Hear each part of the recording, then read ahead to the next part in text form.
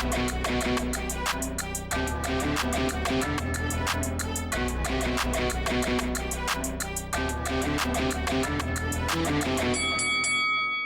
guys, welcome to Boxing Squared for boxing news and views from around the internet. Post-fight review for 2 of the 6 heavyweight fights on the Day of Reckoning card in Saudi Arabia. So we've had Frank Sanchez vs Junior Fa, which was the first fight on the card, followed by Filip Hrgovic and Mark De Mori. So you had knockouts for both Sanchez and Hrgovic. The Hrgovic one we'll come to later because pretty, easy to call sort of fight given De Mori at 41 years old, overmatched, and you knew what was coming. Junior Fa, though, he made Frank Sanchez work for the win. For the first 5 rounds or so, you had Frank Sanchez looking for big shots, but finding it a little bit troublesome to get past Junior Fa's jab. So Fa was managing a good range. He was popping the jab. There's some feints, he was keeping the center of the ring, and he was actually growing in confidence. So I had Frank Sanchez based on the back of just landing a few more shots in those opening rounds, taking basically all the rounds in those first 5. But it wasn't all his own way, and you had Fa growing in confidence, and you could see that he was basically sort of really growing into the fight. Even landed a decent right hand in round 5, and you thought, well, if he can continue to frustrate Sanchez, maybe he can start to make something happen in this fight. But obviously Sanchez had other plans. Junior Fa dropped his left hand in round 6, and you had Frank Sanchez finding the target near the end of that round.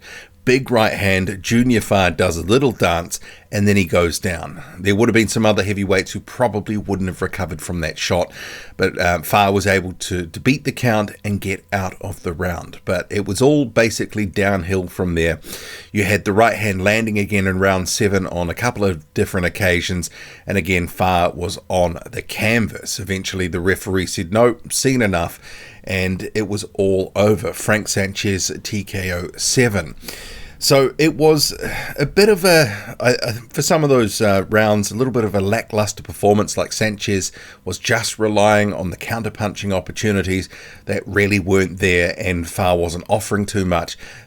Playing it pretty straight, trying to just work the jab. He didn't really let that right hand go too much. And Frank Sanchez wasn't able to really sort of force the action, wasn't able to create too much. So I guess when he's stepping up to a higher level of opponent, if he's not been given too much, he's going to have to be a bit more creative than he was, say, in this fight. But overall, the right hand, when it landed, it was powerful, it put Fa down, and it was the moneymaker that keeps him undefeated. What is he now? 24-0. So a somewhat lackluster performance to some degree, but it was also kind of a random fight to be made. I think a lot of us would have been hoping it would have been more like Frank Sanchez versus Filip Hrgovic. And we'll come to Hrgovic in a second, but it's really go time now for Frank Sanchez. If he's going to be retained on these sorts of cards in Saudi Arabia for Riyadh season, future events, all that sort of stuff, they've got to match him in meaningful fights.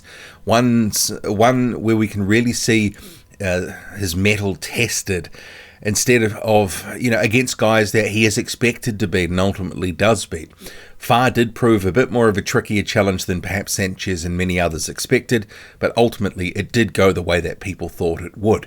It wasn't considered a 50-50, and I think a lot of people are just kind of like waiting around going, well, when's Frank Sanchez really going to step up? And obviously he's a guy who's in the Who Needs Him club. No one's really sticking their hand up going, yeah, I really want to fight this guy. Actually, though, Hrgovic did say that in his thing, so I'll come to that. But Sanchez, he needs a big fight. He needs to be pushed. I mean, I don't know what's happening with the representation in terms of PBC, if he's going to be on this new Amazon Prime deal, all that sort of stuff, if he's still tied to them for the broadcasting of his fights outside of events like this, where he's been obviously given a dispensation to go there. Well, it's hard to say where it's all at with that side of things. But this was a good opportunity. No doubt, huge money for a fight that he was expected to win and ultimately did.